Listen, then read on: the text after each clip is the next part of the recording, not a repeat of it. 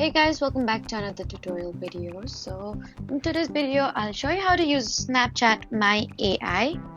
So first open Snapchat and go to the chat screen. Then look for My AI in your conversation. Then tap My AI to open the chat. Here you can ask My AI questions, request recommendations, brainstorm ideas, or have a normal conversation.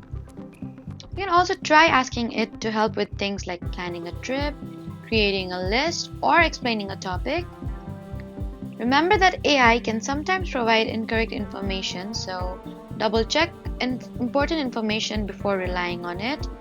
And if you don't see My AI, then you need to update Snapchat and make sure the feature is available for your account.